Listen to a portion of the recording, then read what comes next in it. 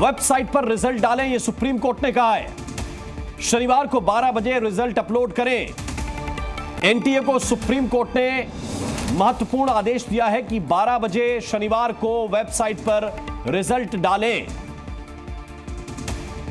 Arvind Singh ji media संवाददाता ज्यादा जानकारी के साथ हमारे साथ जुड़े हुए हैं। अरविंद, क्या आदेश है सुप्रीम कोर्ट का, जरा विस्तार से समझाइए। नीट सुनवाई के दौरान सुप्रीम कोर्ट ने एक बहुत ही महत्वपूर्ण निर्देश दिया है एनटीए को, और एनटीए को आदेश देते हुए सुप्रीम कोर्ट ने कहा है कि रिजल्ट जारी करें। रिजल्ट 12 बजे तक, शनिवार को 12 बजे रिजल्ट अपलोड करें, यह कहा है सुप्रीम कोर्ट ने एनटीए से। और यह आदेश है, वेबसाइट पर रिजल्ट डालने का आदेश सुप्रीम कोर्ट की तरफ से दे दिया गया है। सुप्रीम कोर्ट ने कहा है कि शनिवार को 12 बजे रिजल्ट डालें वेबसाइट के ऊपर, यह रिजल्ट 12 बजे होना चाहिए। अरविंद सिंह इस वक्त हमारे साथ जुड़े हुए हैं। अरविंद, क्या आदेश है, जरा विस्तार से समझाइए। देखिए, सुप्रीम कोर्ट सोमवार को सुनवाई करेगा, लेकिन बेंच ने उठते वक्त ये कहा है कि ताकि पारदर्शिता को सुनिश्चित किया जा सके, इसलिए सुप्रीम कोर्ट ने एनटीए को निर्देश दिया है कि वो जो नीट का रिजल्ट है वो अपनी वेबसाइट पर डाले। शनिवार दोपहर 12 बजे तक का वक्त दिया गया है नीट को, और कोर्ट ने कहा है कि एनटीए सेंटर वाइज और सिटी वाइज जो रिजल्ट है वो कैंडिडेट्स का डालेगा अपनी वेबसाइट पर, लेकिन ये ध्यान रखते हुए कि जो कैंडिडेट्स हैं उनकी गोपनीयता बरकरार रहे। यानी ये पता न चल पाए कि किस कैंडिडेट ने कितने मार्क्स हासिल किए हैं, लेकिन उसका केंद्रवार ब्यौरा हो, उसका शहरवार ब्यौरा हो कि आखिर कितना रिजल्ट मिला है, किसको कितने मार्क्स मिले हैं। और ये कोर्ट ने कहा है कि ये बात साफ हो गई है कि पटना और हजारीबाग में पेपर लीक हुआ है। पेपर शुरू होने से पहले ही कैंडिडेट्स को मिल गए थे, लेकिन अब बड़ा सवाल ये है कि क्या ये व्यापक पैमाने पर पेपर लीक की जो घटनाएं हैं वो फैली या नहीं है, क्या व्यापक स्तर पर तो पेपर लीक हुआ है नहीं, ये सुनिश्चित किए जाने की जरूरत है। अब सोमवार को आगे सुनवाई कोर्ट इस मामले को लेकर करेगा, और कई सारे सवाल सुनवाई के दौरान कोर्ट की तरफ से पूछे गए, जिनके जवाब एनटीए और केंद्र सरकार की तरफ से दिए गए। और कोर्ट ने साथ में ये भी कहा है अपने आदेश में कि जो बिहार पुलिस की जांच रिपोर्ट है वो अगली सुनवाई से पहले वो भी कोर्ट के सामने पेश की जाए। बिल्कुल, ये जो सुनवाई है अरविंद, ये इस दिशा में आगे बढ़ रही है, क्योंकि ये कहा गया था कि ये परीक्षा रद्द होनी चाहिए क्योंकि पेपर लीक हुआ है और स्टूडेंट्स का इससे नुकसान है। क्या अदालत इस बात को कंसीडर कर रही है कि बड़े पैमाने पर पेपर लीक हुआ है, या फिर कुछ ही लोगों तक पहुंचा है जिनको चिन्हित करने की कोशिश एजेंसीज कर रही हैं? देखिए, सुप्रीम कोर्ट ने ये कहा था कि दोबारा परीक्षा का फैसला लेने से पहले वो ये सुनिश्चित करेगा कि क्या परीक्षा में जो लीक की घटना हुई है वो बड़े पैमाने पर हुई है, क्या पूरी परीक्षा की गरिमा ही प्रभावित हो गई है, और क्या उन लोगों की पहचान कर पाना अब संभव है जिन्होंने गड़बड़ी का फायदा उठाया है या नहीं।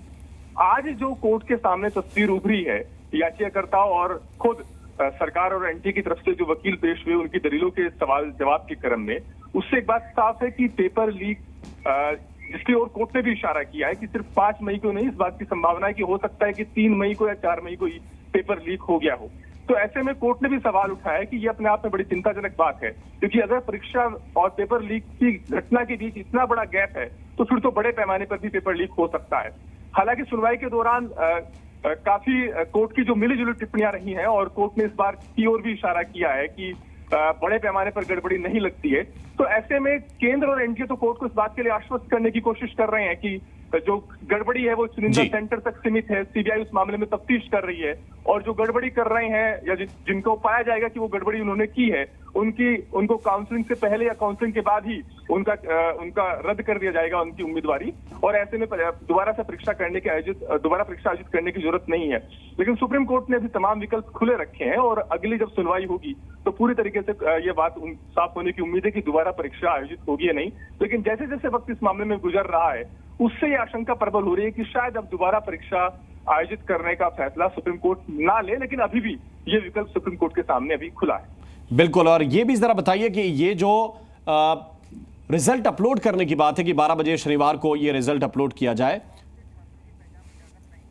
ऐसे जरा ये बताइए कि इसमें फायदा क्या होगा?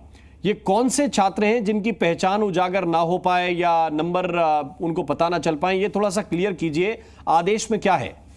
देखिए, जब बेंच आज की सुनवाई पूरी करने वाली थी, उसी वक्त याचिकाकर्ताओं की तरफ से मांग की गई कि बेहतर होगा कि जो नीट का रिजल्ट है वो वेबसाइट पर डाला जाए, उसमें पूरा ब्यौरा साफ होने की जरूरत है ताकि एक पारदर्शिता सुनिश्चित हो सके।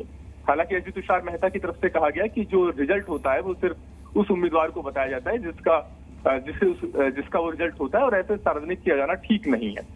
इस मांग के मद्देनजर सुप्रीम कोर्ट ने निर्देश दिया है कि जो रिजल्ट है वो केंद्रवार और जो सिटी वाइज है वो पेश करेगा एनटीए अपनी वेबसाइट पर, लेकिन जो कैंडिडेट्स हैं उनकी पहचान को छुपा करके, ताकि ये साफ ना हो पाए कि आखिर किस पर्टिकुलर नाम के कैंडिडेट को कितना स्कोर मिला है, उसे कितने मार्क्स मिले हैं, ये साफ ना हो, लेकिन उसमें केंद्रवार और सिटी वाइज ब्यौरा हो। जब कोर्ट का लिखित आदेश आएगा तो उसमें और बात चीजें साफ हो जाएंगी कि आखिर किस फॉर्म में चाहता है सुप्रीम कोर्ट। लेकिन जो कोर्ट में का जो ऑपरेटिव पार्ट पढ़ा गया है उसमें कोर्ट ने सिटी वाइज और सेंटर वाइज रिजल्ट देने की बात कही है, और उसके लिए शनिवार दोपहर 12 बजे तक का वक्त दिया गया है एनटीए को। बहुत बहुत शुक्रिया, बहुत बहुत धन्यवाद आपका इस पूरे अपडेट के लिए। अरविंद सिंह विस्तार से हमें बता रहे थे कि यह आदेश दे दिया गया है एनटीए को कि शनिवार को 12 बजे तक ये रिजल्ट अपलोड करें। इस वक्त की बड़ी खबर आपको बता रहे हैं। अब सोमवार को इस मामले में अगली सुनवाई है।